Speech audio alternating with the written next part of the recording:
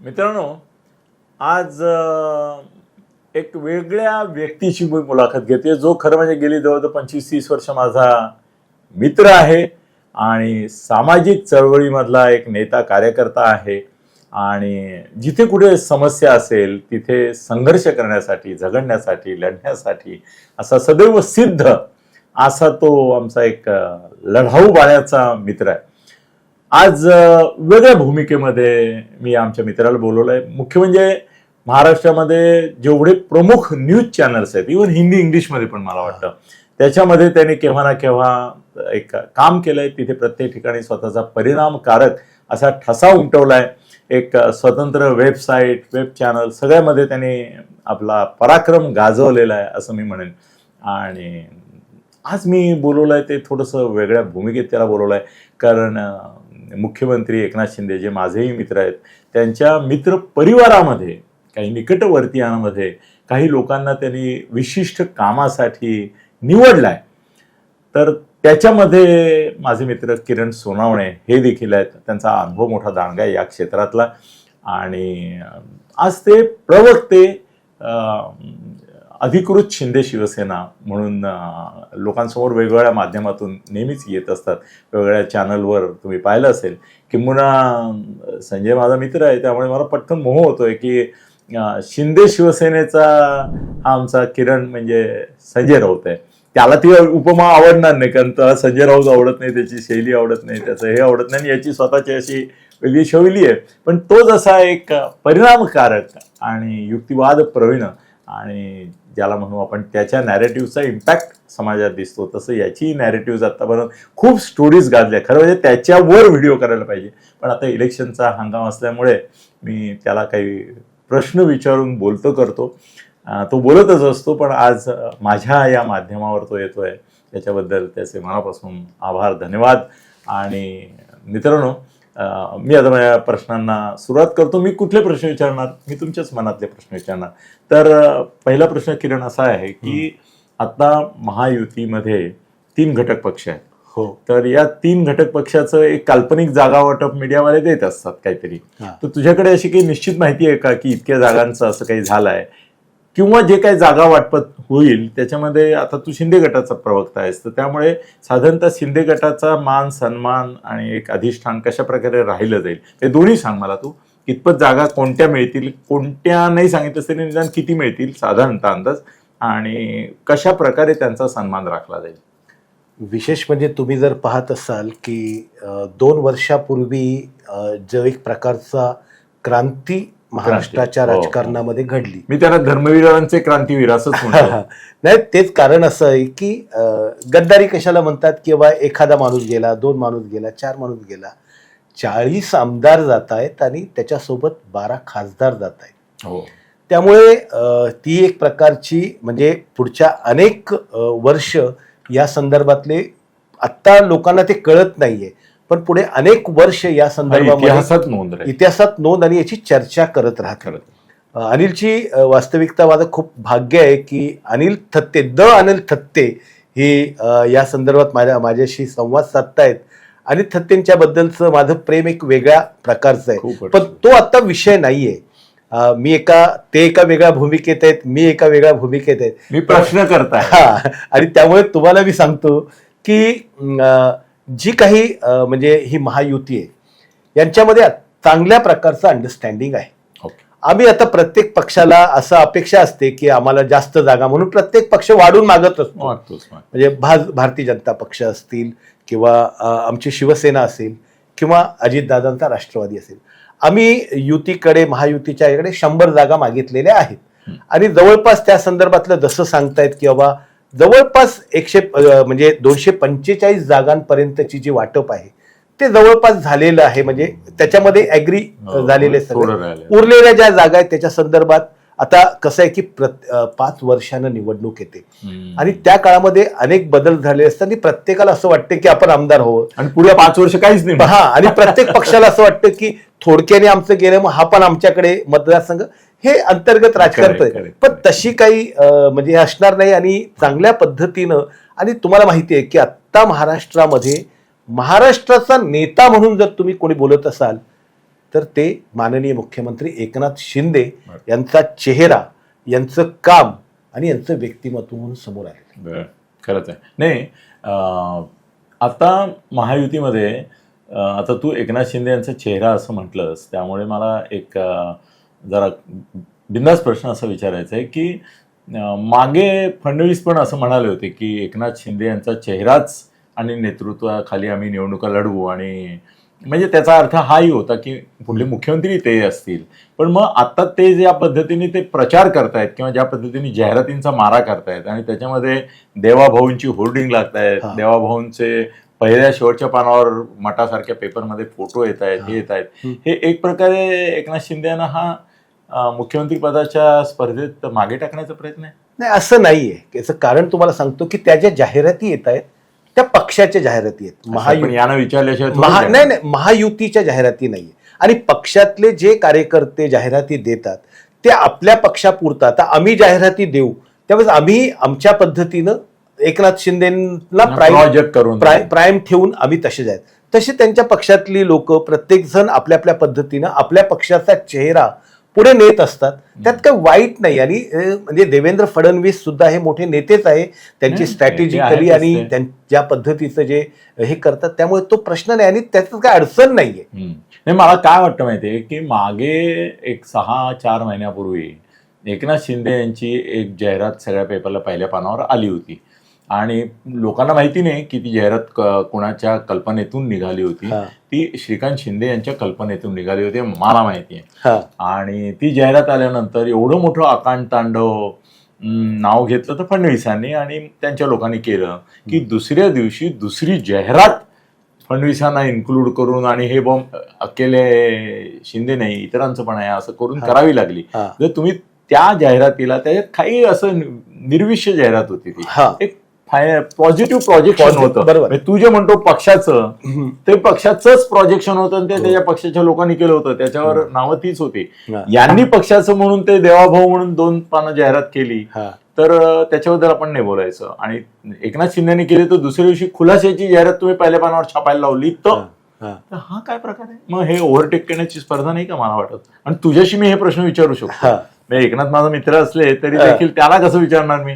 काय ओव्हरटेक वगैरे करण्याचा प्रश्न असतो. पण असं कसं तुम्ही फडणवीसांची जाहिरात येते त्याला ऑब्जेक्शन नाही? ही जी जाहिरात आली होती ना, त्या जाहिरातीच्या संदर्भामध्ये चर्चा झाली की म्हणजे लाडकी बहीण योजनेच्या नाही त्याच्यात नव्हती ती. खूप होत आता 4 महिने झाले त्याच्या. एक जनरल विकास पुरुष म्हणून होती, विकास पुरुष म्हणून अशी होती. मला ती जाहिराती आठवत नाही तुम्ही कुठल्या जाहिरातीबद्दल बोलतात.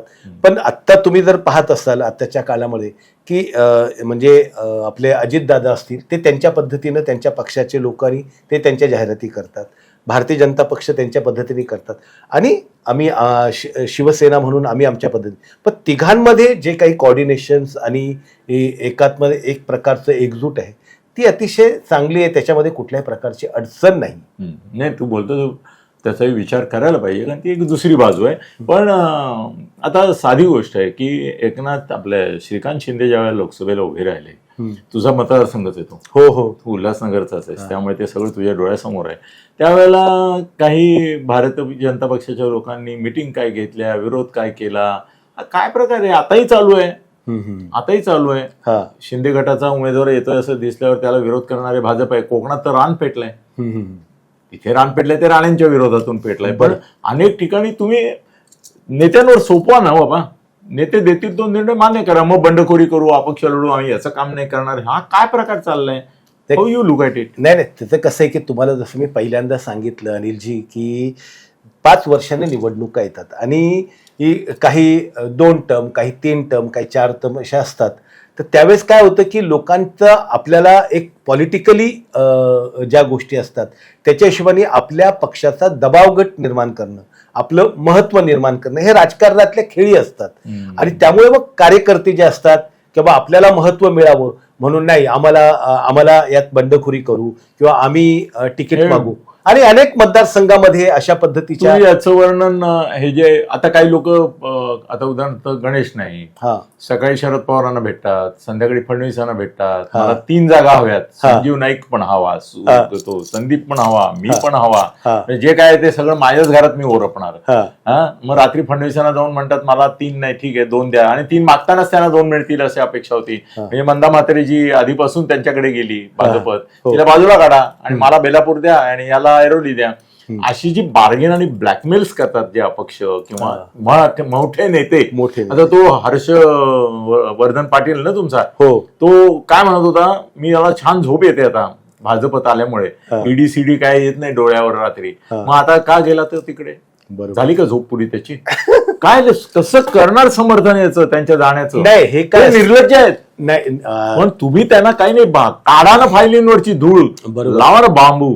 नाही नाही त्याची गंमत अशी आहे की आता त्या संदर्भात बोलणं संयुक्तिक होणार नाही, पण प्रश्न असा आहे की या संदर्भामध्ये तुम्ही गणेश नाईक हे मोठे नेते आहेत आणि त्यांनी त्या ते किती मोठे नेते आहेत हे जितकं तुला आणि मला माहिती आहे ना, या प्रेक्षकांपैकी कुणालाच माहिती आहे. त्यांची सगळी अंडी पिल्ली पासून ते सगळं माहिती आहे आपल्याला. ते किती मोठे आहेत आणि ते किती आतून छोटे आहेत हे मीच सांगू शकतो ना.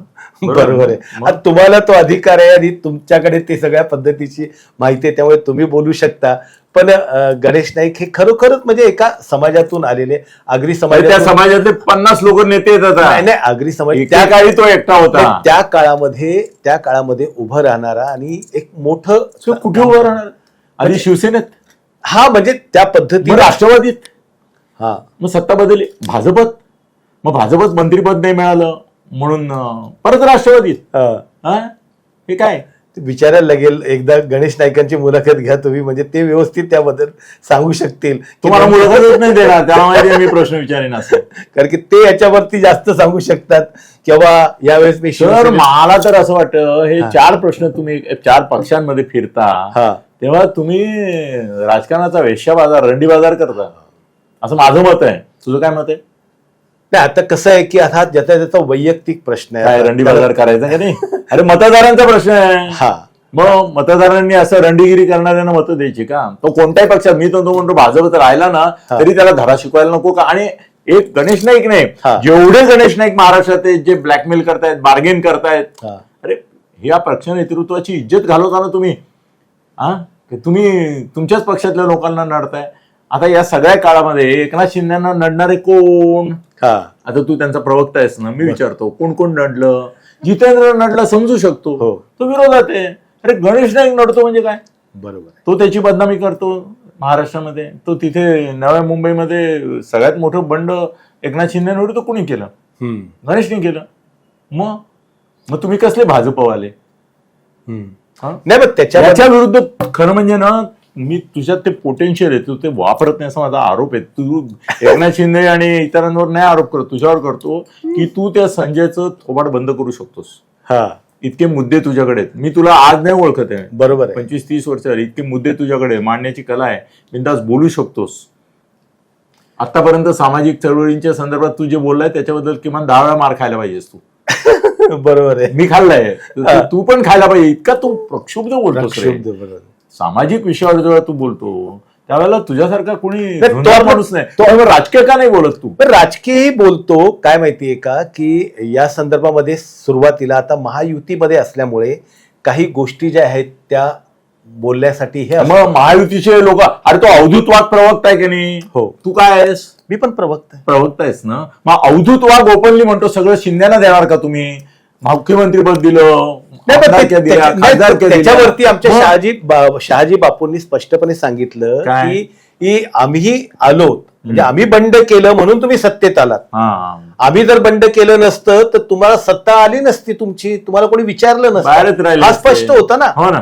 म्हणजे आम्ही बंड केलं की बाबा शिवसेना प्रमुख बाळासाहेब ठाकरेंच्या विचारांची शिवसेना ही महाराष्ट्राची गरज आहे आणि ती गरज जर आपल्याला कायम ठेवायची असेल तर हे अगदी टोकाचं पाऊल किंवा ही क्रांती करणं अत्यंत गरजेचं आहे. नाहीतर तुम्ही एक विचार करून घ्या ना की राष्ट्रवादी आणि शिवसेना, काँग्रेस आणि शिवसेना हे पटतं तरी का लोकांना? म्हणजे पटू शकत नाही ना. कोणी किती काय झालं. अरे माझं तर मत आहे, पहिला गद्दार अलीकडल्या काळातला उद्धवच आहे. त्यांनी निवडणूक लढवली भाजपा बरोबर. बरोबर आहे. नाही का? बरोबर. आणि गेला कोणाबरोबर? शरद पवारांबरोबर, बरोबर. काँग्रेस बरोबर.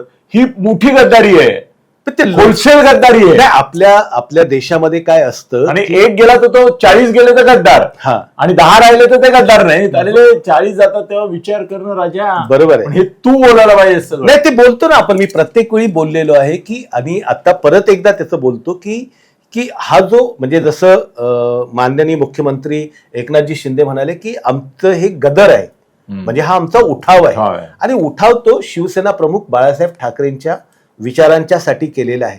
त्या काळात काही कुठल्याही प्रकारे एकनाथ शिंदेना माहिती नव्हतं की आपल्याला मुख्यमंत्री बनवणार आहे, मंत्री बनणार आहे किंवा सरकार येणार आहे, हे सुद्धा माहित नव्हतं की सरकार येईल त्याची गॅरंटी. रिस्क घेतलीच होती. रिस्क होती. दुसरी गोष्ट अशी की या ठिकाणी शिवसेना प्रमुख बाळासाहेब ठाकरेंनी जी शिवसेना स्थापन केली त्याच्या मागे एक म्हणजे एक हेतू होता ना, एक टार्गेट होतं, एक त्याच्यामधला काहीतरी त्याच्या मागे त्यांची काहीतरी भूमिका होती.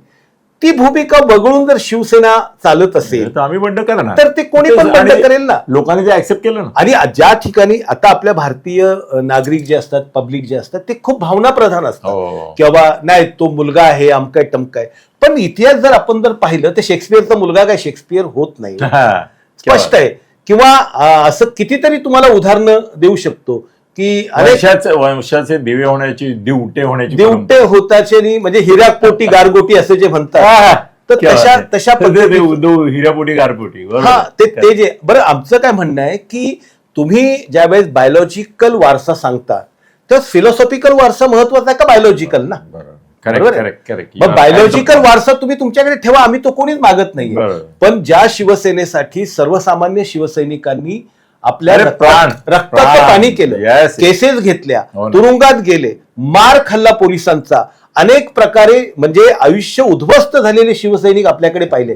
आणि खूप म्हणजे शिवसेना ही अतिशय ज्या लोकांचं रिप्रेझेंटेशन करते ना, ते गोरगरिबांचं रिप्रेझेंटेशन करते, बहुजन समाजाचं करते. म्हणजे इथे तुम्हाला फेरीवाले दिसतील, भाजीवाले दिसतील, कुठेतरी तुम्हाला पानपट्टीवाले दिसतील, रिक्षावाले दिसतील, ट्रक चालवणारे दिसतील, गिरणी कामगार दिसतील. हा बाळासाहेबांमध्ये असा गुण होता की त्यांनी मध्यम वर्गाच्याच पुरतं मर्यादित असलेला भारतीय जनता पक्ष युती करून सुद्धा बहुजन समाज म्हणजे तेला तांबोळ्यांचे पुढे लोकमान्याला म्हणायचे, त्यानंतर बाळासाहेब बरोबर. आता एकनाथ. हा, आणि त्यात तोच धागा धरून म्हणजे माननीय मुख्यमंत्री एकनाथ शिंदे पुढे जात आहे. त्याचं कारण असं आहे की त्यांना बरोबर माहिती आहे की शिवसेना कुणाची आहे.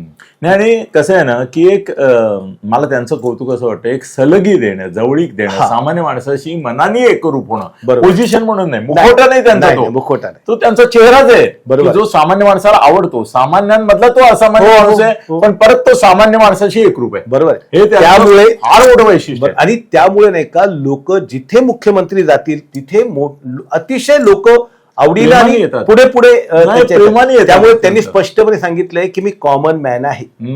कॉमन मॅन म्हणजे क्रेडिबिलिटी, सिम्प्लिसिटी आणि ऍक्सेसिबिलिटी, की मी उपलब्ध आहे, माझी विश्वासार्हता आहे आणि मी एक साधा सरळ आहे.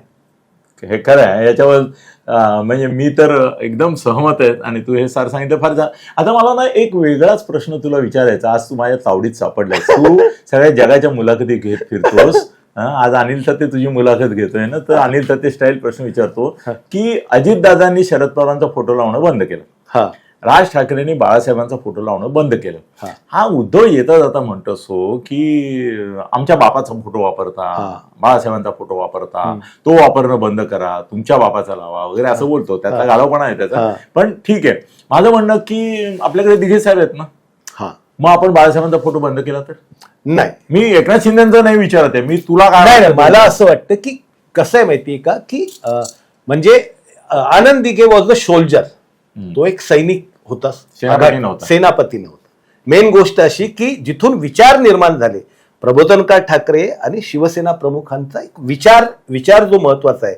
आणि तुम्ही पहा की पहिल्यांदा शिवसेना प्रमुख असंतोषाचे जनक आहे, इथल्या मराठी माणसांचे असंतोषाचे जनक आहेत.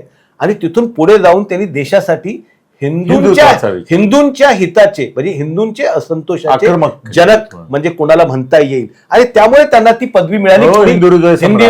हिंदू हृदय सम्राट. आणि ज्या माणसाने जवळपास झेड सिक्युरिटीमध्ये आयुष्य घालवलं, हो. बाहेर जाता येत नाही, अतिशय पिंजऱ्यासारखं आयुष्य ह्या गोष्टीसाठी घालवलं. आपल्याला 4 दिवस जर कुठल्या याच्यामध्ये राहायला लागलं संरक्षणामध्ये तर आपण नाही राहू शकत. याच्यावर माझ्याकडे एक गौप्यस्फोट आहे. हा, गौप्यस्फोट आहे. काय? शंकरराव चव्हाणांचे माझे संबंध तुला माझ्या सगळ्यांशी हो, असलेले संबंध तुला माहिती आहेत. बरोबर. शंकरराव चव्हाणांना मी एकदा असं म्हटलं होतं की बाळासाहेबांच्या संदर्भामध्ये ते काही प्रतिकूल होते. हा हा तर मी म्हटलं तुम्ही या प्रकारे या पद्धतीने त्यांच्यावर कारवाई का नाही करत मग? हा तर ते म्हणजे केली आहे ना. म्हटलं कुठे केली आहे? हम्म. त्यामुळे बाळासाहेब कुठे बाहेर पडतात? म्हटलं का? बरोबर. म्हणजे आम्ही अशी सिक्युरिटी लावून त्यांना असं घाबरवून ठेवलंय हा की बाहेर पडला तर असं होईल तसं होईल. म्हणजे मग ते त्यांच्याच प्रतिमेला, त्यांच्याच तत्वज्ञानाला आणि त्यांच्याच लोकप्रियतेला आणि त्यांच्याच उपयुक्ततेला उपद्रवकारक लोक काय करतील याची एवढी भीती त्यांना वाटते की ते घराबाहेर नाही पडत. एक समारंभ सोडला तर सर ते विमानात पण बसत नव्हते. एकदा फक्त अमेरिकेला गेले बरोबर. कारण त्यांना विमानाचं ज्योतिषांनी सांगितलं होतं की तुम्हाला धोका आहे म्हणून. हा. पण ते म्हणाले ते जेलमध्येच आहेत. हा तू आता शब्द काढलास म्हणून मी सांगितलं की ते इनडायरेक्टली जेलमध्ये पण एकदाच फक्त वसंतराव नाईकांनी त्याला टाकलं हा. होतं अधिकृत जेलमध्ये. हा. पण त्यांच्या घराचं रूपांतर जेलमध्ये आता दिल्लीतले कितीतरी नेते जे आहेत किंवा उद्योगपती आहेत त्यांचे घराचं रूपांतर जेलमध्ये केलंय. मातोश्रीचं रूपांतर शंकररावांनी आणि नंतरच्या मुख्यमंत्र्यांनी जाणीवपूर्वक जेलमध्ये केलं आणि त्यांना बाहेर फिरू दिलं नाही. नाही असं म्हणता येणार नाही. त्याच्यात म्हणजे तू इतकं बोलला तर मी तुला नाही मेन गोष्ट अशी की तुम्हाला पण माहिती मलाही माहिती आहे की त्यांच्यावरती म्हणजे वेगवेगळ्या पद्धतीच्या अतिरेकी संघटनांनी त्या पद्धतीनं धमक्या दिल्या होत्या. त्याची गोपनीय अहवाल आले होते इथे पोलिसांचे वगैरे. आणि गंमत अशी आहे की खरोखरच जीवाची रिस्क होती. म्हणजे शिवसेना प्रमुख हे अशा प्रकारचं व्यक्तिमत्व तुम्हाला आश्चर्य वाटेल ना अनिलजी की जगातला सगळ्यात मोठा डान्सर जो आहे मायकल जॅक्सन येतो तो तिथे इच्छा व्यक्त करतो की भारतामध्ये मला पंतप्रधानांना भेटायचं नाही, बाकी कुणाला भेटायचं नाही, मला शिवसेना प्रमुखांना भेटायचंय. म्हणजे तुम्ही त्या व्यक्तींचं ग्लॅमर, एक साधा पत्रकार 6वी शिकलेला व्यक्ती एका ध्येयानं. बाळासाहेब 6वी पर्यंत शिकले होते. हा त्यांच्या स्वतःच्या मला माहित नव्हतं. हा तेवढ्या याच्यामध्ये 7.5 वर्ष त्यांचे अग्रलेख लिहित होतो, घरात जात होतो, पण मला नाही. तुम्ही पहा ना की पत्रकारितेमध्ये आलेला आणि अतिशय प्रचंड मोठ्या प्रमाणात प्रगल्भ प्रतिभा आणि जागतिक फिगर बनलेली व्यक्ती डेव्हिड लो वगैरेच्या लेवलवरचे म्हणजे एवढं सगळं. म्हणजे आता नुकतंच मी एक जे पुस्तक वाचलं इकिगाई म्हणून जॅपनीज विद्याचं की त्याच्यामध्ये तुम्हाला सक्सेस व्हायचं असेल तर जॅपनीज लोकांचे रूल्स काय. ओके.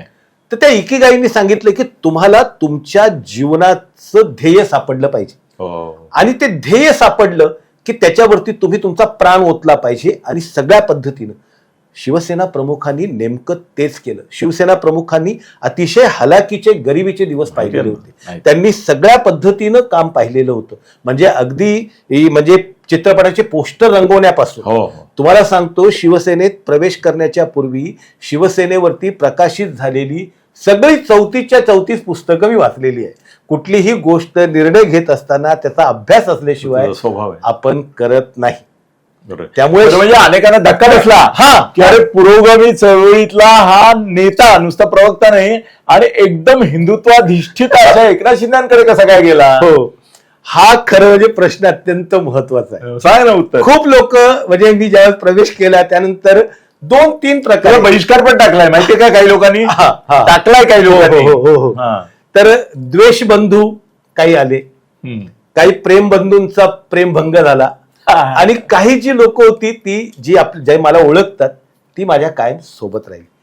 वास्तविकता मी 35 वर्ष सलग पुरोगामी चळवळीची भूमिका घेऊन काम करून पत्रकारिता, हिंदुत्वाला विरोध, हा म्हणजे त्या हिंदुत्वाला असं हे मनुच्या हिंदुत्व, हा म्हणजे मनुच्या पण नाही, मनुच्या नाही, विषमतावादी ज्या गोष्टी हिंदुत्वाच्या नावावर येतील त्याला त्या पद्धतीनं विरोध केला. तर मी खूप विचार केला. म्हणजे मला 7 वर्षापूर्वी माननीय मुख्यमंत्री एकनाथजी शिंदेंनी उल्हासनगरला ऑफर दिली होती की तू आमच्या पक्षात प्रवेश कर, तुझी गरज आहे, तुझ्याकडे पोटेन्शियल आहे, तू काम करू शकतो. त्यावेळेस मला भीती वाटायची की बाबा कसं काय करायचं ना एवढ्याच्यात. मग मी 7 वर्ष अभ्यास केला त्याचा, आईश.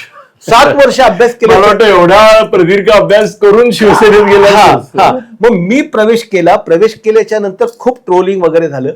तर त्याच्या मागची माझी भूमिका काय होती, मी एकनं सगळा अभ्यास करून काय पाहिलं की इथल्या असणाऱ्या दलित बहुजन समाजाचे मूळ शत्रू जर कोण असतील तर ते काँग्रेस राष्ट्रवादी.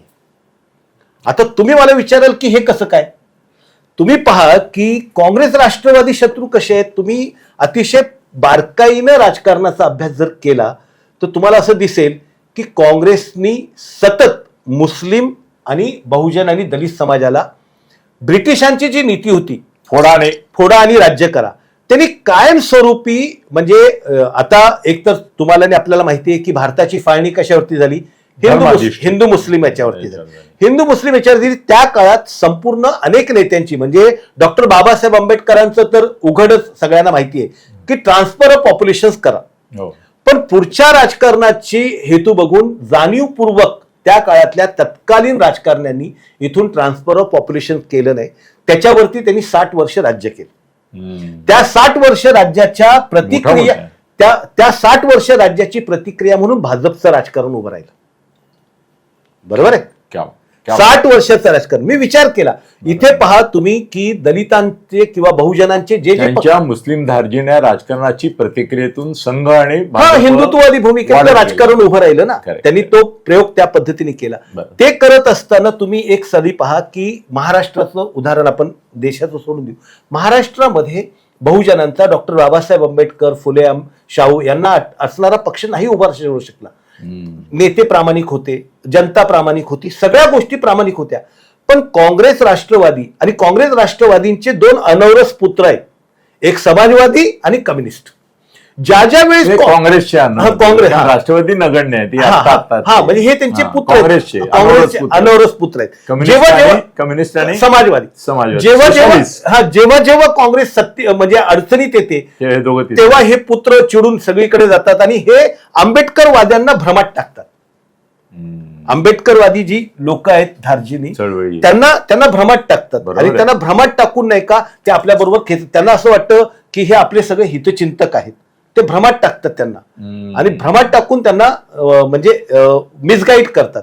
तुम्ही पहा इथे सगळ्यात पहिल्यांदा काँग्रेस जेवढे रिपब्लिकन फोडले तेवढं ते सांगतो तुम्हाला मी की सगळ्यात पहिल्यांदा RD भंडारे हा जो फोडला काँग्रेस म्हणजे रिपब्लिकन पक्ष फोडला तो काँग्रेसनी फोडला. त्याच्यानंतर ओळी आहेत सगळ्या म्हणजे दादासाहेब गायकवाडांपासून रूपवतेंपासून तर रामदास आठवले पासून तर जोगेंद्र कवाडेपर्यंत सगळ्या नेता उभा करायचा, उभा करून त्याला वापरायचा. कंडोम पॉलिसी जी आहे कंडोम पॉलिसी काँग्रेसची जी आहे की एखाद्या दलित नेला त्या रामदास आठवलेंचं तर घरातून बाहेर सामान फेकून दिलं होतं. म्हणजे ही जी लोक आहेत जाणीवपूर्वक दलितांचा इथे कांशीरामांनी 25 वर्ष काम केलं, नाही उभा राहू दिला पक्ष त्यांचा. ते उत्तर प्रदेश हरियाणा तिकडे उभे राहिले, तिकडे मुख्यमंत्री झाला त्यांचा. महाराष्ट्रात नाही होऊ शकला. तेच तुम्ही दुसऱ्या पद्धतीने पाहतो ना हा मुद्दा वामन मेश्रामचं पहा ना. की काशीरामांनी ऍक्च्युली महाराष्ट्रातच सुरुवात केली होती. विसरलो होतो यार. महाराष्ट्रात सुरुवात केली त्यांनी. महाराष्ट्रात कष्ट 20-25 वर्ष काम केलं. त्यांचा पक्ष इथे नाही उभा राहिला, उत्तर प्रदेशमध्ये उभा राहिला. पण इथले काँग्रेसवाले हलकटपणा करतो. नाही त्यांची ते काय करतात की चेहरा मुखवटा जो आहे तो शाहू फुले आंबेडकरांचा लावतात आणि आतून जे आहे ते यांच्या विरोधात काम करतात. पण त्याच्या अगेन जर तुम्ही पाहिलं तर शिवसेनेने म्हणजे आंबेडकरी पक्षांसाठी किंवा ह्या समाजासाठी किती काम केलं कोणाला माहिती नाही. मी सांगतो तुम्हाला, स्पष्टपणे सांगतो. या याच्यामध्ये सगळ्यात पहिली शिवशक्ती आणि भीमशक्तीची युती कोणी केली असेल तर शिवसेना प्रमुख बाळासाहेब ठाकरेंनी केली आहे. ती कुणाबरोबर केली होती तर बाबासाहेब आंबेडकरांचे पुत्र होते यशवंत आंबेडकर. मुंबई महापालिकेच्या निवडणुकामध्ये पहिल्यांदा ते एक आले होते. पहिल्यांदा म्हणजे शिवसेना प्रमुख नेहमीच डॉक्टर बाबासाहेब आंबेडकरांच्या विचारांशी प्रो होते. फक्त इथली जी काही काँग्रेस धार्जिनी मंडळी होती ती जी भडकवती. दुसरं सगळ्यात तुम्हाला अतिशय महत्वाचं उदाहरण तुम्हाला सांगतो अनिलजी. तुम्ही पाहत असाल की 72 ते 80च्या काळामध्ये संपूर्ण महाराष्ट्रामध्ये दलित सवर्णांच्या दंगली व्हायच्या. जिथे जाल तिथे खेडेगावांमध्ये, शहरांमध्ये, वस्त्यांमध्ये एक शिवसेना विरोधी दलित सवर्ण वाद कंटिन्युअसली असायचा. ह्या दलित सवर्ण वादावरती सगळ्यात पहिल्यांदा तोडगा कोणी काढला असेल तर शिवसेना प्रमुख बाळासाहेब ठाकरे. त्यांनी रामदास आठवलेंच्या सोबत युती केली आणि रामदास आठवलेंच्या सोबत शिवशक्ती भीमशक्तीची युती केल्याच्या नंतर तुम्ही पाहाल की इथे कमीत कमी 27,000 खेडे आणि गावांमधले दलित सवर्णांचे वाद मिटवले. शिवसेनेमध्ये सगळ्यात पहिल्यांदा डॉक्टर बाबासाहेब आंबेडकरांची तस्वीर लावायला सुरुवात केली. आहे ना प्रश्न? लोकांना माहित नाही. अजून एक तुम्हाला माहिती देतो की मराठवाडा विद्यापीठाच्या नामांतराचा प्रश्न घ्या ना. बाळासाहेब ठाकरेंनी प्रचंड विरोध केला होता. त्याच्यामध्ये प्रचंड आंदोलनं झाली होती. पण ते कधी झालं नामांतर? ज्यावेळेस शिवसेना प्रमुख बाळासाहेब ठाकरेंनी त्याला संमती दिली. ती संमती कशी गेली त्याचा किस्सा काही लोकांना माहिती नसेल. तो किस्सा असा आहे की रासू गवई स्वतः शिवसेना प्रमुख बाळासाहेब ठाकरेंना भेटायला गेले. बाळासाहेब ठाकरेंनी त्यांना बोलवलं, जेवणासाठी बोलवलं आणि त्या ठिकाणी तोडगा निघाला की मराठवाडा हे नाव कायम ठेवायचं, फक्त डॉक्टर बाबासाहेब आंबेडकर मराठवाडा विद्यापीठ असं करायचं. आणि मित्रांनो, किरण आज ज्या माहिती सांगतोय ना ती तुम्हाला कोणी सांगणार नाही एवढी डीप मध्ये जाऊन, कारण त्या चळवळीत तो जगलाय. त्यामुळे मी कमी बोलतोय पण तू बोललोय जबरदस्त माहिती. नाही, ही जी गोष्ट आहे खूप लोकांना माहिती नाही. नाही, मला माहिती नव्हती. शिवसेना प्रमुखांनी स्वतः हा किस्सा जो आहे जाहीर सभेमधून सांगितलेला आहे. आणि हे लोकांना माहिती नाही. पण मुद्दा म्हणून असं परसेप्शन करायचं की बाबा. दुसरं एक महत्वाची गोष्ट, काँग्रेस राष्ट्रवादीने आंबेडकरी चळवळीला म्हणजे स्पेसिफिकली बौद्ध समाजाला मुसलमानांच्या बाजूला नेऊन ठेवण्याचा प्रयत्न करताय. परत एकदा हे वाक्य सांग. मुस्लिमांच्या बाजूला काँग्रेस राष्ट्रवादीवाले की प्रत्येक वेळी काय द्यायचं की बाबा, मी एकाला विचारलं की बाबा 78% हिंदू ज्या देशात राहतात त्या देशामध्ये तिथल्या असणाऱ्या अल्पसंख्याकांनी त्यांच्या विरोधात जाऊन त्यांचं भलं आहे की त्यांच्याशी मिळून जुळून त्यांच्याशी सलोखा ठेवून बंधुत्व ठेवून त्यांचं भलं आहे? मोठा मुद्दा यार. काँग्रेसने सतत असं पाहिलं की मुस्लिम लोक एक आयसोलेटेड राहावे, सतत त्यांच्याबद्दलची भावना तशा आंबेडकरवाद्यांना बाजूला ठेवावं, सतत कम्युनिस्टांना बाजूला ठेवावं. सतत ते बाजूला राहिले तर आपल्याला आपली जे हिंदू पारंपरिक मते मिळतात ते मिळतील आणि बहुजनांची ही मते मिळून आपण सतत यावत चंद्र दिवा करो सत्तेमध्ये राहू. पण इथल्या हिंदूंना जागवण्याचं काम या इथल्या शिवसेना प्रमुख बाळासाहेब ठाकरेंनी केलं. आणि हिंदूंच्या संदर्भामधला जो बोलला, ह्या जो देश हिंदुस्थानात राहतो तो हिंदू ना, ही साधी म्हणजे त्याची व्याख्या आहे. कारण हिंदू हा धर्मापेक्षा संस्कृती, हा तो एक म्हणजे त्याच्यात सगळ्याच प्रकारचे प्रभाव येतात ना, आस्तिक नास्तिक अनेक प्रकारच्या पूजा पद्धती, प्रथा, रूढी, परंपरा खूप आहे. ह्या सगळ्या गोष्टी. मग त्याच्यामध्ये मी प्रत्येक वेळी सांगतो की आता इतक्या टोकाला काँग्रेस राष्ट्रवादीवाल्यांनी नेऊन ठेवलं की लोक एकंदरीत टार्गेट करायला लागले नवबौद्ध म्हणून. पूर्वी टार्गेट करत नव्हते. नवबौद्ध किंवा पूर्वाश्रमीचे दलित होते ते हिंदू समाजाचा भाग होते, हिंदू समाजाशी मिळून होते. ते टार्गेट करायला लागले मुस्लिमांसारखे. पण पहिल्यांदा आपले माननीय मुख्यमंत्री एकनाथजी शिंदे यांनी हे पाऊल उचललं की ज्या मुख्यमंत्र्याच्या घरामध्ये एक कधीही आत्तापर्यंत इतिहास आहे की बौद्ध पूजा झालेली नव्हती, बौद्ध भिक्खू कधी आलेले नव्हते, बौद्ध पंचशील कधी म्हटलं नव्हतं, त्या सगळ्या बौद्ध भिक्खूंना बोलून त्यांची पूजा, त्यांना नमन करून, त्यांना जेवण देऊन, पंचशील त्रिशरण हे मुख्यमंत्र्यांच्या याच्यात होत आहे. हे सगळ्यात महत्वाचं की मुख्यमंत्री या समाजाला हात देतायत की तुम्ही आमच्या सोबत या. योजना आहे ना, मोठा मुद्दा आहे. योजना दिली आहे की तुम्ही तुमच्या बुद्ध विहारामध्ये जिथे समजा तुमची संघटना असेल तर तुम्हाला तुमच्यात 50% जास्त सदस्य असतील तर तुम्हाला 10 लाख रुपये तुमच्या बुद्ध विहाराला मिळतील. ठिकठिकाणी संविधान तालुक्याला प्रत्येक तालुक्याला संविधान सभागृह आम्ही उभं करण्यात आहोत. हे जे माझं असं म्हणणं आहे की समाजामध्ये जे चुकीचं नॅरेशन काँग्रेस राष्ट्रवादी होतोय त्याच्या संदर्भातली जागृत होण्याची गरज आहे. आणि आपल्या आजूबाजूला आपण पाहिलं पाहिजे की आपण कुठपर्यंत चाललेलो आहे, कुठल्या मार्गाला चाललेलो आहे. जर या देशामध्ये विकास करायचा असेल तर विकासाची सगळ्यात पहिली अट आहे की तुमच्या देशात नागरिकांमध्ये शांतता आणि बंधुत्व असलं पाहिजे. तुमचा समाज जर समजा त्याच्यामध्ये दंगल प्रवण आहे, मुस्लिमांसाठी सुद्धा तुम्ही बघा ना, मुस्लिमांना जाणीवपूर्वक त्यांनी ठेवले, जाणीवपूर्वक आणि की आता आणखीन तेल होतात. हा जाणीवपूर्वक ठेवतात, वेगळं ठेवलं. माझं सांगा की ज्यावेळेस म्हणजे 1947 साली स्वातंत्र्य मिळालं, त्यानंतर जर समजा हिंदू मुस्लिम एकतेची जर समजा कार्यक्रम राबवले गेले असते तर हे अशा प्रकारचं राजकारण उभं राहिलं नसतं.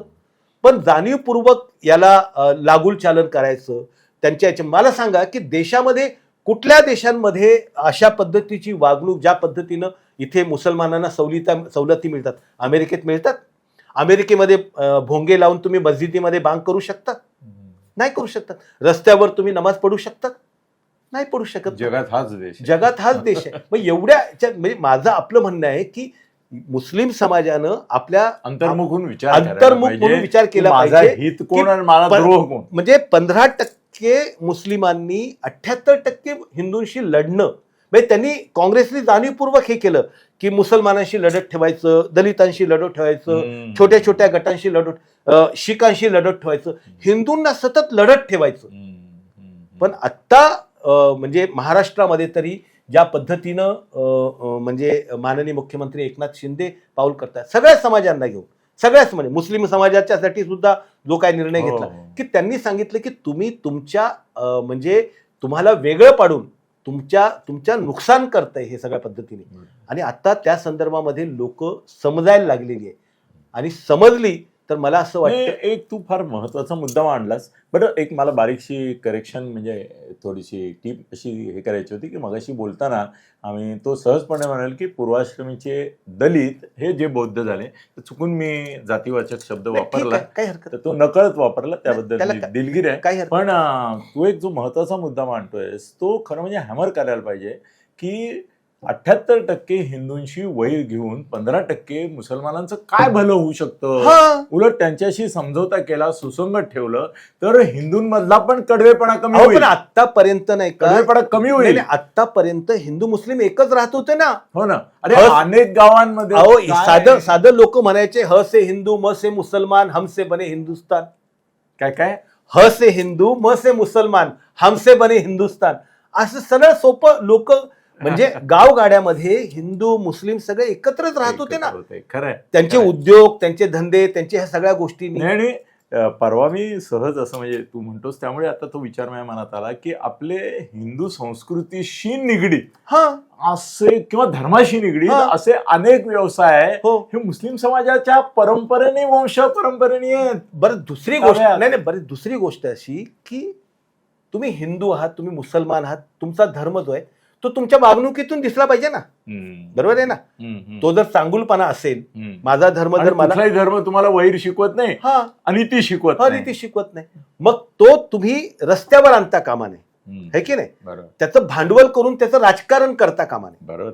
मेन गोष्ट अशी की जसं मी तुम्हाला सांगितले की कुठलाही राज्य, कुठलाही देश, कुठलंही शहर विकसित व्हायचं असेल तर त्याच्यामध्ये बंधुभाव आणि शांतता असली पाहिजे. तुम्ही भिवंडीचं उदाहरण घ्या ना. भिवंडीत दंगली का बंद झाल्या? भिवंडीमधील असणारा तमाम मुस्लिम समाज असेल, बाकीचा समाज असेल, तो विकसित झाला ना. उद्योगधंदे आले. ज्या काळामध्ये उद्योगधंदे नव्हते, ज्या काळामध्ये त्यांच्याकडे रोजगार नव्हता, त्यावेळेस लोक दंगली करत होते. आता जर समजा मी दुसऱ्या तू एक फार महत्वाचा मुद्दा मांडलास आणि मला माहिती आहे की तू नुसताच पत्रकार नाहीस, तू एक विचारवंत पण आहेत पुरोगामी चळवळीतला. तू हा जो मुद्दा मांडलास की भिवंडीमध्ये जशी समृद्धी आली तशी कोणालाच दंगली करण्यात इंटरेस्ट नाही ना. बरोबर आहे. अनलेस एक विशिष्ट वर्ग दोन्ही समाजात असतात, ते म्हणजे प्रत्येक ठिकाणी असे न्यूशन्स व्हॅल्यू, उपद्रव्य मूल्य असणारी लोक, अन्यथा हे नाही. आणि मग या पार्श्वभूमीवर तो शिंदेशी निगडीत प्रश्न नाहीये, पण तुला असं वाटतं का की भाजपच्याच काही पोटसंस्था जी लव जिहादची हे मांडून गावोगावी हे करतायत ते चुकीचं आहे? तो पॉलिटिकल अजेंडा असू शकतो, पण गंमत अशी आहे की असं लव जिहाद वगैरे जो आहे ना, तो त्यांचा आता एक लक्षात ठेवा की प्रत्येक पक्ष, राजकीय पक्ष जो असतो तो काहीतरी पॉलिटिकल अजेंडा घेऊन चालतो. त्यातनं अशा प्रकारच्या गोष्टी करत असतील ते, पण त्याला नाही का काउंटर करण्यासाठी चांगल्या हिंदूंनी आणि चांगल्या मुसलमानांनी एकत्र आलं पाहिजे. आणि त्यांनी सांगितलं पाहिजे की हिंदू मुसलमान धर्म आहे, माणूस तर एकच आहे ना. आतमध्ये माणूस एकच आहे. मी माझ्या बाहेर हलू नको, माझ्या कॅमेऱ्याच्या चौकटी बाहेर बरोबर बसतोय कॅमेरा. नाही, माझ्या म्हणजे माझा धर्म मी कशासाठी करतो की मला या अध्यात्माचा खरा अर्थ काय, की मी का जन्माला आलो आणि माझ्या जन्माचं सार्थक कसं होईल? नाही, माझ्या जन्माचा नेमका हेतू काय, मी जन्माला का आलो, विनाकारण आलोय का, आणि माझ्या जन्माचं ध्येय काय, हेच जाणून घेणं म्हणजे धर्म पाळणं हा, किंवा धर्माचा शोध घेणं. हा, स्वतःच म्हणजे सगळे आपल्या अगदी समजा अगदी ही वेदांपासून पाहिलं किंवा सगळ्यांपासून पाहिलं, सगळे अद्वैतवाद, द्वैताद्वैतवाद, विशिष्ट द्वैतावाद, हे सगळे काय की विचारवंत फिलॉसॉफी आहे ना. ऍक्च्युली तू म्हणतोस ना, ते मला एक वेगळा मुद्दा मी या तुझ्या अनुषंगाने मांडावा असा वाटतो की हिंदू आणि मुसलमानांचं जसं वैर आहे हा आता हा आणि संघर्ष आहे आणि तो काही वेळेला हिंसक होतो. हो या देशाच्या परंपरेमध्ये इतिहास आहे हा. की वैष्णव हा आणि शैव यांच्या लढाया झाल्या, हो. ज्याच्यात हो. हजारो माणसं मारली गेली. बरोबर आहे. आपण मुसलमान हिंदूंच्या संघर्षाबरोबर बोलतो. शिया सुन्नी तर घ्या ना, शिया सुन्नी आपसात मुसलमान असून मानतात, हा. त्यांच्यात कत्तली चालू आहे. त्यांचे देशात लढतात ना. लढतात एकमेकांना. काय असतं की याचा धर्माशी संबंध नसतो, यांचा राजकारणाशी आर्थिकतेशी संबंध असतो. हे त्यांच्या म्हणजे संपत्ती, सत्ता कारण सत्ता, संपत्ती आणि सौंदर्य. हो हो, फिर से बोलो. सत्ता, संपत्ती आणि सौंदर्य हे सगळे झगड्याची कारण. ह्या झगड्याची कारणं असतात त्याच्या मागे. हा, क्लिओपात्राचं उदाहरण मी सौंदर्याच्या संदर्भात देतो. सगळीकडे भारतातही देऊ शकतो पण देत नाही. आपल्या दोघांनाही माहिती आहे सौंदर्यावरून झालेली भांडणं. बरोबर आहे. नाही नाही, तो जो प्रकार आहे की ही त्याच्या मागची कारणं असतात. आणि मग याच्यातल्या सगळ्यात महत्वाची गोष्ट, प्रत्येक धर्माच्या धर्मगुरूंनी हे समजलं पाहिजे की माझा धर्म मी राजकीय लोकांना वापरू देणार नाही. खरंय खरंय खरंय खरंय. म्हणजे आमच्या खांद्यावर बंदूक ठेवून राजकारणाला धर्माच्या नावाखाली करू देणार नाही. आम्ही म्हणजे माझ्या धर्माचा वापर मी राजकारणासाठी करू देणार नाही, असं ज्यावेळेस प्रत्येक धर्माचे धर्मगुरू येतील की बाबा, मग तेव्हा कुठलाही राजकारणी धर्माचं नाव घेणार नाही. मग तेव्हा तो त्या पद्धती राजकारणी सत्तेचं राजकारण आहे, सत्तेसाठी वेगवेगळ्या पद्धतीचे आखाडे आडाखे केले जातात, ते खरंच केले. मी तुला आता परत एकदा आपल्या मित्र एकनाथ शिंदे यांच्या संदर्भामध्ये एक प्रश्न विचारतो की एकनाथ शिंदे यांचं अजितदादा या पक्षात आल्यामुळे महायुतीत नुकसान झालं का फायदा झाला? प्रवक्ता म्हणून ना आता बोलायचं. तर एक लक्षात घ्या की अजितदादा हे स्वतः चांगले नेते आहेत, त्यांची स्वतःची ताकद आहे राष्ट्रवादीची. आणि भारतीय जनता पक्ष आणि एकनाथ शिंदे ज्यावेळेस अजितदादांना घ्यायचं होतं पक्षामध्ये, तेव्हा दोघांनी ठरवून घेतलेलं आहे, विचार करून एकमेकाच्या विचार विनिमय करूनच अजितदादांना महायुतीमध्ये घेतलेलं आहे. त्यामुळे मला थोडं म्हणजे माझं वेगळी काही वेळेला माहिती असते, तर ते मला असं कळलं की अमित शहांनी परस्पर अजितदादांशी वाटाघाटी केल्या, परस्पर ठरवलं आणि पॅराशूटमधून जसं उतरतात तसं अजितदादा आले तर हे दोघं चकित झाले की बाबा हे कुठून अवतरलं प्रकरण. असं काही नसतं, अशी मला मिळालेली माहिती आहे. असं काही नसतं, कारण की म्हणजे राज्यातल्या नेत्यांना विश्वासात घेतल्याशिवाय अमित शहा जे आहेत ते कुठलंही हे करत नाही. आणि ही म्हणजे तुम्हाला जी माहिती मिळाली ती मी ठामपणे सांगतो की ही चुकीची आहे. पॅराशूट मधून काही अजितदादा उतरलेले नाही. त्यांनी अगोदर शिंदे फडणवीसांशी सुद्धा म्हणजे आमच्या मुख्यमंत्र्यांशी आणि फडणवीस साहेबांशी दोघांशी पण बोलणी केली आणि त्यानंतरच इथनं ग्रीन सिग्नल मिळाल्याशिवाय. पण मग फायदा का तोटा? नाही, फायदा झालेला आहे ना. काय असं काय ताकद आहे राष्ट्रवादीची. फायदा तोटा आता तुम्हाला उलट विधानसभेमध्ये जास्त दिसेल की वाटतंय विधानसभेत फायदा होईल. हो, फायदा होईल ना. आणि आम्ही चांगल्या पद्धतीनं महायुतीचं सरकार येईल अनिलजी, बिलकुल 100%. आम्हाला बिलकुल स्वतःच्या बळावरती महायुतीच्या बळावरती सत्ता येईल. म्हणजे 150च्या पुढे जातील. अहो, असं काय आम्ही म्हणजे 200च्या जवळपास विचार करतो. तुम्ही एवढं कमी का करता आम्हाला? महाविकास आघाडीचं काय नाही हो, मला सांगा ना. महाविकास आघाडीचं काही नाही हे मला समजावून सांग. एक लक्षात घ्या की महाविकास आघाडीमध्ये माननीय शरद पवार जर वगळले, सध्या तुम्ही मीडिया पहा, शरद पवार साहेब जर वगळले तर बाकी कुणाची चर्चा नाही. उद्धवजींची तर मुळीच चर्चा नाही. आणि काँग्रेसची नाही, आजारीपणाची पण आहे आणि काँग्रेसची पण चर्चा नाहीये. हे दोघंच्या दोघं शरद पवारांच्या खांद्यावरती बसलेली माणसं आहेत असं दिसतंय सध्या. तसं काही नाही आहे. आणि आज तुम्हाला सांगतो की ज्या पद्धतीचे निर्णय महायुती सरकारने घेतलेले आहे, तुम्ही पहा ना ह्या वर्गाकडे कोणी ग्राम सहाय्यक अधिकारी जो होता, ज्याला नाही का ग्रामपंचायतीतून 2-3 हजार रुपये पगार मिळायचा आणि तोही कधी मिळायचा कधी नाही मिळायचा, तो पगार डायरेक्ट 8,000 रुपये केला. आशा वर्कर सारखा प्रकार असेल, सरपंचाचं हे असेल, सगळ्यात तळागाळातल्या लोकांना सगळ्यात महत्वाची गोष्ट तुम्हाला सांगतो की ह्या काँग्रेसवाल्यांनी शिक्षण क्षेत्राचं वाटोळं करण्यासाठी विना अनुदान तत्वावरती सगळ्या शाळा चालू केल्या होत्या. आणि ह्या विना अनुदान तत्वाच्या शाळांवरती जवळपास 46,000 शिक्षक, कोणी 5,000वरती, कोणी 8,000वरती, कोणी 10,000वरती काम करत होते. आणि त्यांचं काही काही लोक रिटायर्ड व्हायला आले होते. त्या सगळ्या शाळांना अनुदान तत्वावर आणण्याचं आणि 46,000 शिक्षकांच्या घरामध्ये आनंद फुलवण्याचं काम हे शिंदे सरकारने, माननीय मुख्यमंत्री एकनाथ शिंदेनी केलंय.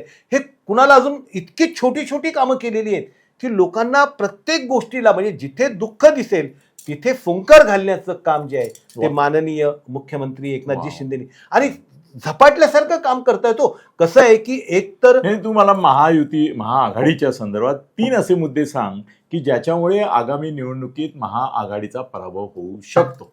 3 मुद्दे सांग फक्त. एक लक्षात घ्या की आम्ही केलेली कामं, पहिली गोष्ट. दुसरी गोष्ट अशी की तो तुमच्या विजयाचा भाग झाला. तुम्ही केलेली कामं आय अप्रिशिएट. आणि मी तर एकदा म्हटलं की या सगळ्या नुसत्या जाहिराती पाहिल्यात तरी तुम्हाला कळेल की काय केलंय. बरोबर नाही, मला महाआघाडीचे दोष पाहिजेत, यांचे गुण नको. महायुतीचे गुण म्हणा नंतर सांग. महाआघाडीचे कोणते दोष आहेत?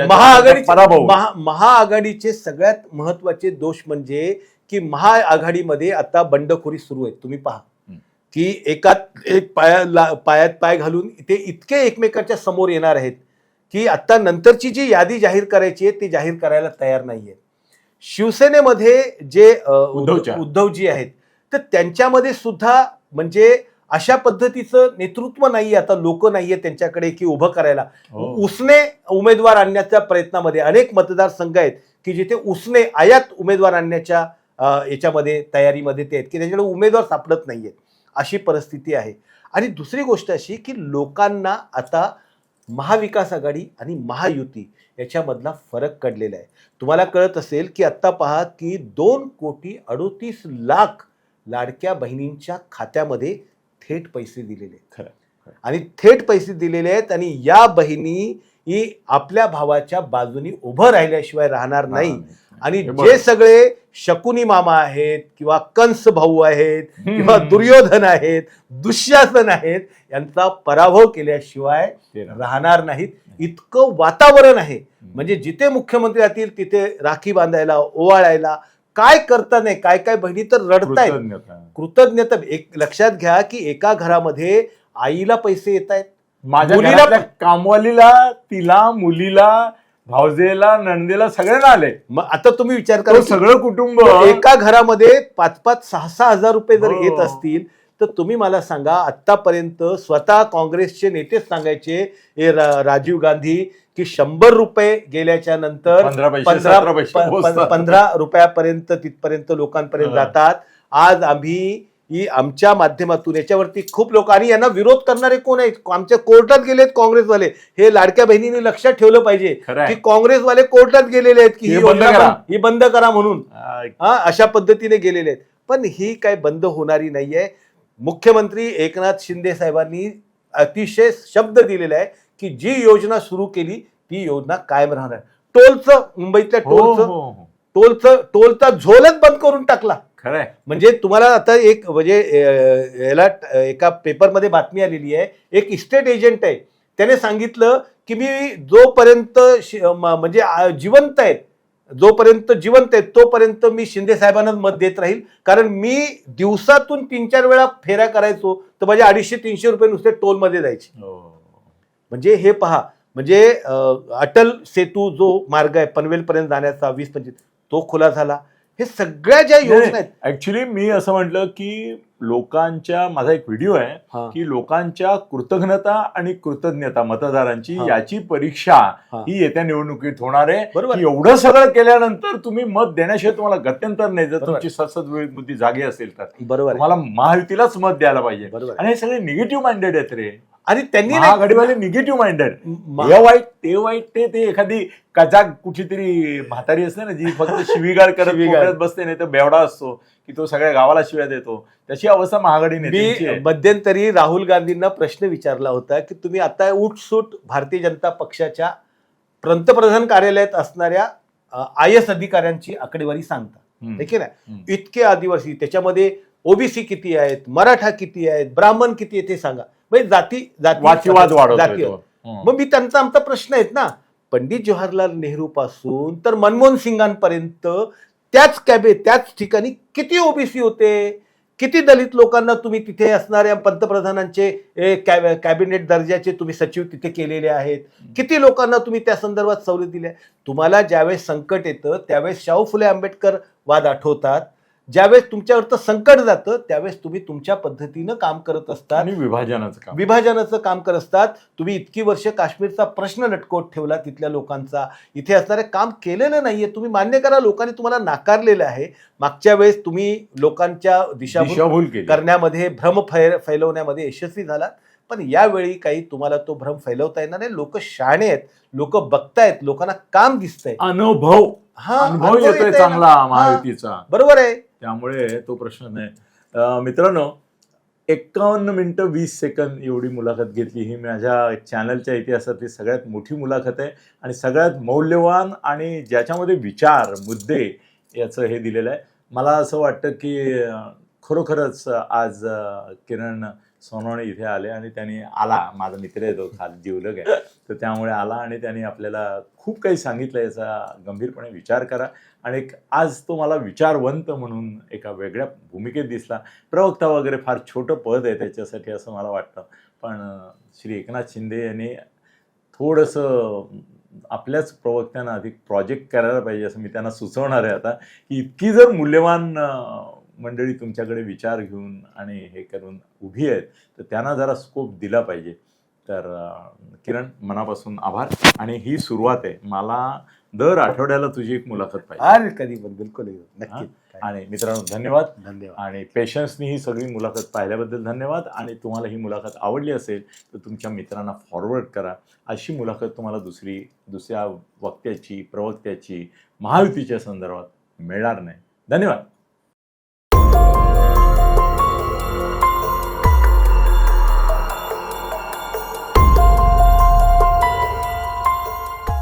खळबळजनक गौप्यस्फोट म्हणजेच YouTube चॅनल अनिल थत्ते गगनभेदी. खळबळजनक गौप्यस्फोट म्हणजेच YouTube चॅनल अनिल थत्ते गगनभेदी.